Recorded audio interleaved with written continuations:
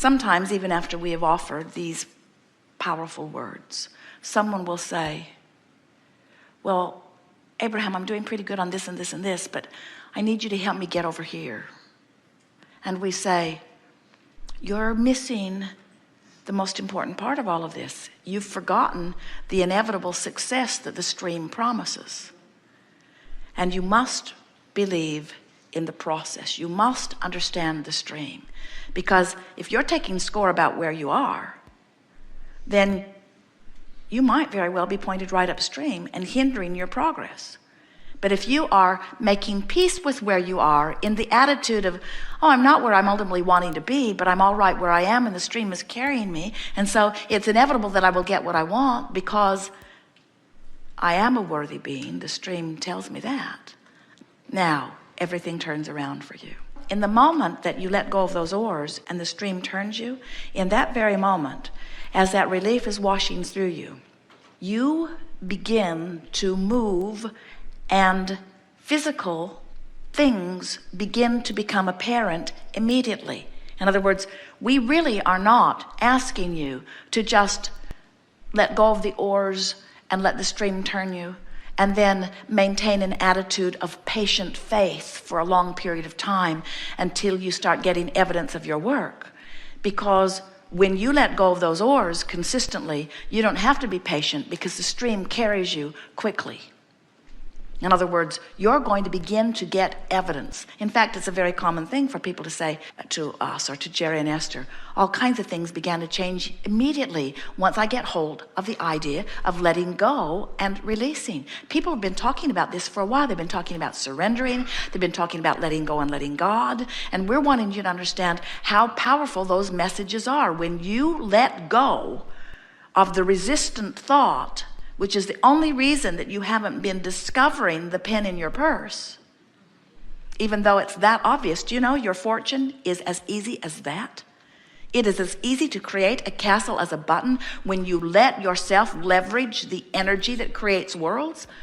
But when you're banging around trying to make it all happen through action and you're not paying any attention to which direction you're going in the stream, you can't offer enough action. There's not enough action in the world to compensate for that bucking of the current that you're doing. You must turn and go with the flow. We just love it when somebody gets terminally ill.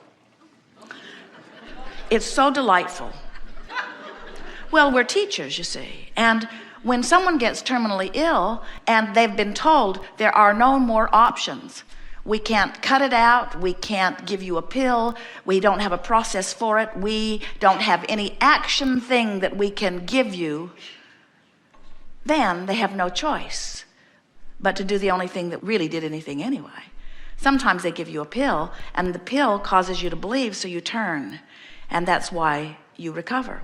Sometimes they say, here is a surgery, and you believe in the surgery, so you turn and go with the flow for a little while. But what we've noticed with your Western medicine, with all healing, is that if you're looking for cures, they're usually very temporary, and something else pops right up soon again. You must get to the vibrational cause. You must get to the vibrational discord before you have any lasting well-being. So now you understand the whole picture. You will never again feel negative emotion without knowing, first, I'm pointed upstream, and nothing that I want is upstream. You will never feel negative emotion again without knowing, hey, this is my guidance letting me know that I'm pointed upstream, and my work now is to see if I can find some way to find a little relief. You will never again be pointed upstream feeling negative emotion and not know that you are moving in opposition to what you really want, and that you're not going with the flow of what you really want, and that if you will just try to release the thought that has caused you to focus so much upstream, that things will begin to get better right away. You now have the complete understanding of everything that's ever happened to you, everything that ever will happen to you, and everything that's happening to everybody who's around you. In other words, there is nothing that is happening outside of this powerful law of attraction. There is nothing that is happening outside of this stream of life that you're going with or you're not. There is nothing that is outside of that. And now you have this picture of that. Now, under any and all conditions, you know what to do. So you say, all right, Abraham, you've convinced me. I'm willing to give this a try. So I will listen for that call of source. I will try to go with that flow in the direction of the call of source, because you have sort of kind of convinced me that my inner being is standing there as the culmination of all that I've become, and I want to become a vibrational match to that. So what does the call of source sound like anyway, you say? And we say, well, it depends on where you are in relationship to it. If you're up there in appreciation, the call of source feels like goosebumps and shivers and ecstasy and well-being. But if you are down there in despair, the call of source doesn't sound like all of those bright, fluffy things. The call of source may very well sound like revenge. And many of you would say, well, how can revenge be a step in the right direction? And we say, only you know. Is it relief? Only you know. If you feel relief, and we've never seen anyone who was in despair, which means they feel powerless, who got hold of an idea of revenge. We've never met one who didn't feel better, because in revenge, there's taking some of your power back, you see.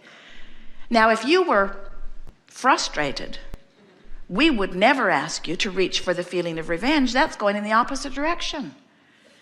But from revenge, as you reach for rage, you feel better.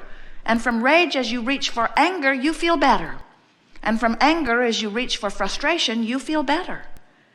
So as you reach for that feeling of feeling better, for that feeling of relief, now you always know which way to go. And when you know which way to go, and you turn more deliberately more often, and you develop habits of letting go of those oars more often, before you know it, you're in this attitude of knowing and expecting well-being to be yours. And it doesn't take long for it to go from hoping, which is where many of you may be right now, from hoping to believing to knowing, because once you get to the place that you are more often hopeful than not, you're flowing so steadily with the stream that manifestations are happening all over the place that are giving you belief. And once you are flowing and believing, hoping, believing, hoping, believing, believing, hoping, hoping, believing, hoping, believing, believing, believing, believing, before you know it, you are knowing. You just know. You know law of attraction, you know the stream, you know the power of your thoughts. And when you know that, you don't freak out when you catch yourself upstream. We want you to talk about the things that feel good. We want you to talk about the things that feel better. But if it doesn't feel good, drop the oars. Don't put it to words. Don't engage in conversation. Let go of the online chat group. In other words, let go of any forum that will give you an ear to your upstream comments. And watch how easy it is to drop the oars. And when you do, watch how quickly the current turns you. And when it does, watch how swiftly you move to the culmination of things you've been wanting. And as you do, feel the utter worthiness of your being. Well, we are done.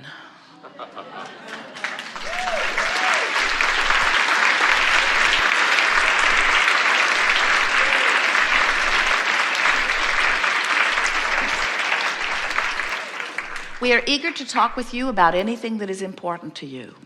We're pretty good at finding the words that get you turned in the direction of what you want. It's our only value to you. We stand where you have become, and we call you toward it. No subjects off limit. Very nice. This is going to be a very good day. Begin right here. Yes.